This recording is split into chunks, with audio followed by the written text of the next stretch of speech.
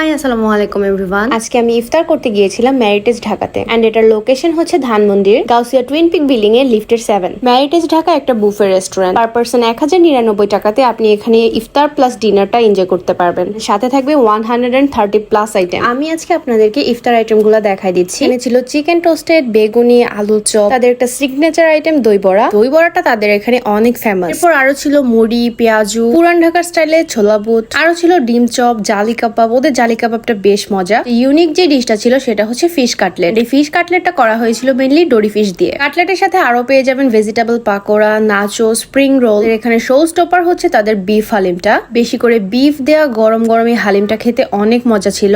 এর সাথে ছিল থাই স্যুপ। ইফতারের ডেজার্ট সেকশনে ছিল বুরিন্দা, জিলাপি, খেজুর আর ভ্যারাইটিস টাইপস এর ফ্রুটস। ইফতার টাইম স্টার্ট হওয়ার আগেই তারা প্রতিটা টেবিলে রুহাফজা আর শরবতটা সার্ভ করে দিয়েছিল। তারে আরো একটা মজার ডিশ পেয়ে যাবেন তাদের লাইভ কাবাব সেকশন থেকে।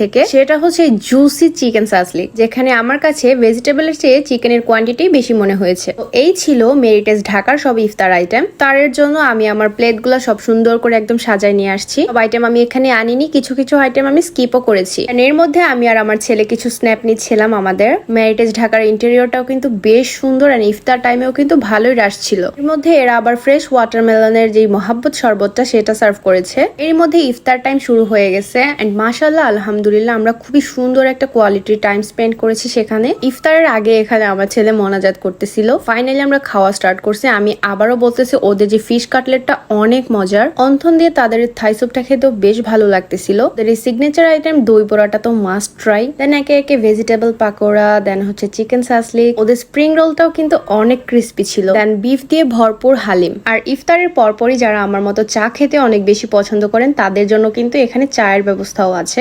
গরম গরম মটকা মালাই চা কিন্তু তারা সার্ভ করতেছিল সেখানে। ইফতারের পরপরই চাটা খেয়ে খুব রিফ্রেশ ফিল হচ্ছিল আলহামদুলিল্লাহ। তো এই ছিল আমার আজকের ইফতার ফ্রম ম্যারিটেজ Dhaka. Thank you so much for watching.